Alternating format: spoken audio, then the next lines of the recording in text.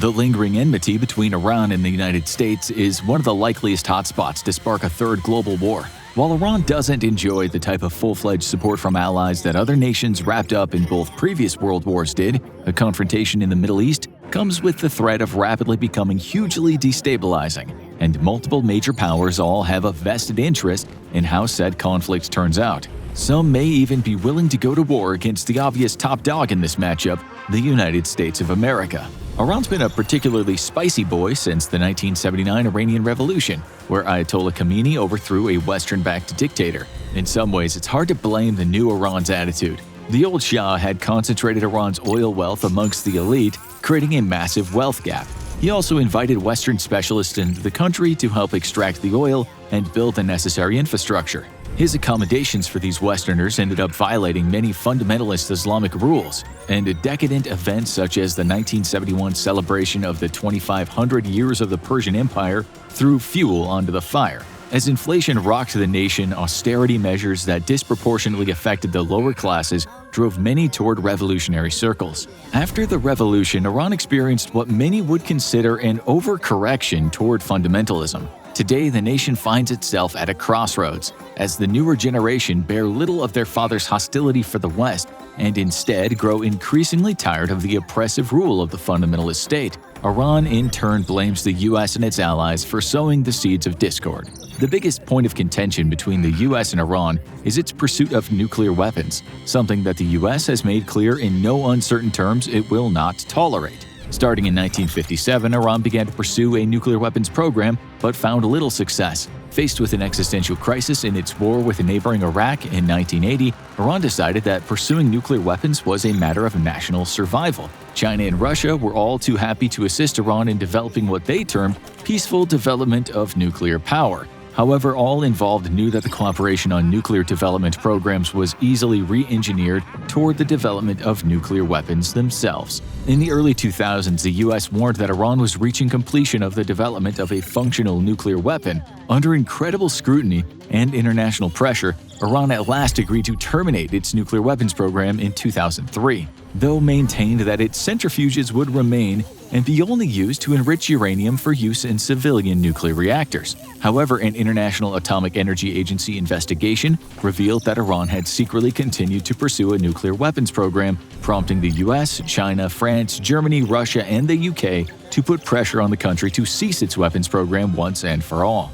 In 2006, the UN Security Council agreed on a package of sanctions meant to punish Iran for its pursuit of nuclear weapons and encourage it to give up going down that path. This resulted in an immediate 20% rate of unemployment and significant loss of GDP. The economic pain was severe, and the Iranian people were growing increasingly unhappy. But Iran refused to give up its nuclear weapons program. With Hassan Rouhani elected in 2013, the US and Iran held a series of bilateral talks over the subsequent years, finally ending in the Joint Comprehensive Plan of Action in 2015. This agreement was aimed firmly at preventing Iran from getting weapons and came with key provisions. Iran would reduce its stockpile of enriched uranium by 98% for 15 years, remove two-thirds of its enrichment centrifuges for 10 years, and allow International Atomic Energy Agency inspectors access to any facility they requested within 24 days for surprise inspections. Upon Iran signing the agreement, the UN Security Council approved Resolution 2231, which officially opened up sanctions relief for Iran. On January 16, 2016, Iran received sanctions relief worth an estimated $100 billion. However, the JCPOA was not deemed suitable by incoming American President Donald J. Trump. With a cabinet full of hawks advising him to tear the agreement up and start over, Trump withdrew from the JCPOA in 2018.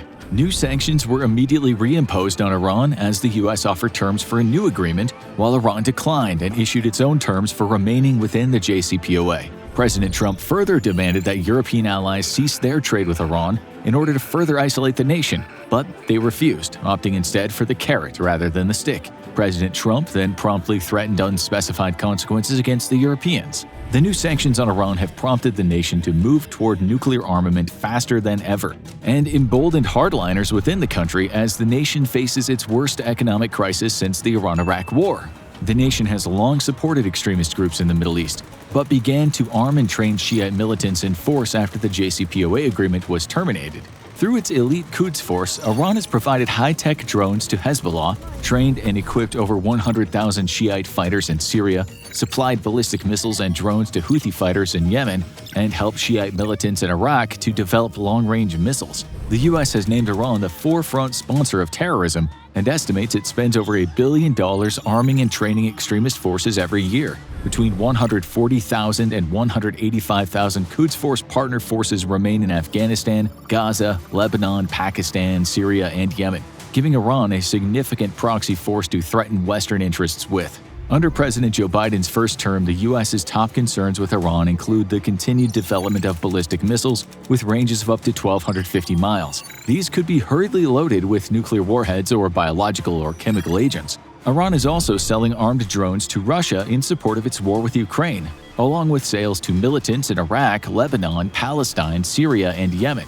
At sea, Iran has seized multiple U.S. drones and regularly harasses U.S. vessels, while the nation launches cyber attacks against the U.S. and its interests. In retaliation for President Trump's 2020 assassination of Quds Force commander General Qasem Soleimani, Iran has also hatched multiple plots to kill both current and former U.S. officials, though it's unknown if it's acted on any of them. President Biden has attempted to restart talks over the nuclear deal abandoned by Trump, but both sides have yet to come to an agreement. Now it's believed that thanks to the U.S. leaving the deal, Iran's accelerated work on developing nuclear weapons means it could be able to assemble one within a year or two. According to Israeli estimates, Iran has enough enriched uranium for at least 4 bombs. In response to the nuclear and asymmetrical threat posed by Iran, the U.S. and Israel have dramatically stepped up their military cooperation, engaging in a number of exercises together. Some of these have simulated flights of Israeli F-35s backed up by American F-15s penetrating deep into enemy airspace to carry out attacks highly insinuated to be attacks on Iranian nuclear facilities. The U.S. has even deployed its strategic bomber force of B-52s and B-1s into the area on multiple occasions, signaling a willingness to retaliate against Iran with either overwhelming conventional power or possibly even nuclear power. In January 2023, the largest ever joint American and Israeli exercise involving 6,400 American troops and 1,500 Israeli troops was carried out, signaling a commitment to respond with immediate force to a nuclear Iran.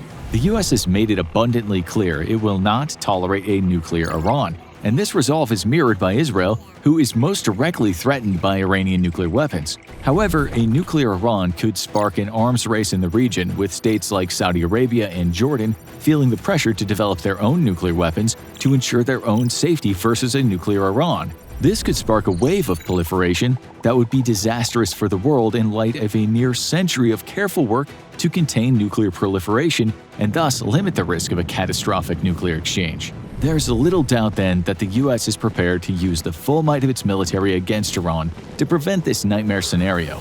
But while Iran is significantly outmatched in every category, it isn't helpless. Iran's first move in a war against the West would be to block off the Strait of Hormuz. In fact, it's recently threatened to do just that in response to European lawmakers voting to label the Iranian Revolutionary Guard as a terrorist organization. This would be catastrophic for the global energy trade, as 1/5 of all global oil flows through the strait, and Iran is well situated to enact a blockade. While at its narrowest point the strait is 31 miles wide, the huge oil cargo ships that transit the strait are limited to a narrow channel through which they can pass. The real question then is, could Iran pull this off?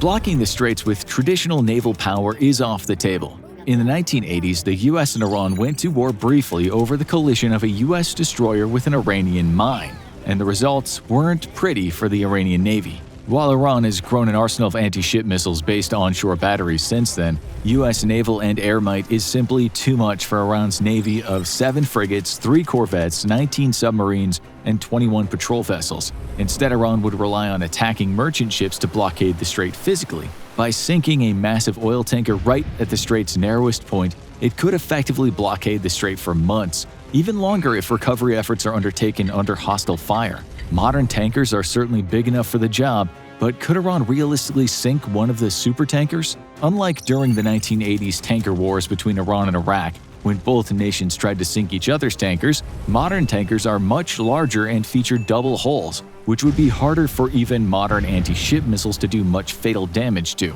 Then there's routine multinational escorts that patrol the waters, which Iran would have to contend with if it wished to attack any civilian ship. As hostilities mount and put the US and Iran on a collision course for war, these multinational groups would add to their capabilities, becoming formidable challenges for Iran to overcome in any attack against merchant shipping. Thus, blockading the strait is not an impossible task, simply a very improbable one. Though there is the question of if Iran would even do it, considering that over 70% of Asian oil transits the strait, and this move would immediately draw the deep ire of China. While China would love to see the US and Iran come to blows, or literally anyone willing to take on the US, it's not willing to see this happen at the cost of a significant amount of its own oil imports. The effect on the Chinese economy would be devastating at a point where it's already entering a period of deep fragility, and the Chinese might feel compelled to actually lend military aid to their own to ensure trade continued to flow.